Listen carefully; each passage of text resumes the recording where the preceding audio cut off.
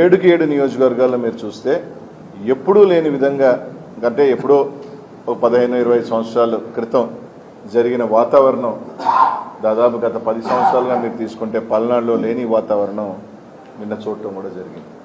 నిన్న ఏదైతే ఏకపక్షంగా వైఎస్ఆర్ కాంగ్రెస్ పార్టీకి ప్రజల మద్దతు తెలియజేస్తూ ఉన్నారు, మా శాసనసభ్యులు గెలుస్తూ ఉన్నారు నాకు సంకేతం వెళ్ళిన తర్వాత నిజంగా పోలీస్ని ప్రత్యేకంగా చెప్పుకోవాలి.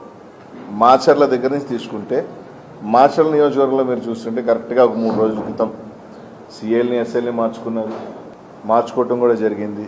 మార్చుకున్న దగ్గర నుంచి నిన్న మీరు చూడండి ప్రతి నియోజకవర్గంలో పోలింగ్ దాకా పోలింగ్ తర్వాత తెలుగుదేశం చేసిన అరాచకం అందరూ కూడా చూశారు. మాచర్ల నియోజకవర్గంలో అయితే దాదాపు ఎస్పీ గారు ఐజీ స్థాయి ఒక అధికారి పూర్తిగా మాచర్ల నియోజకవర్గంలోనే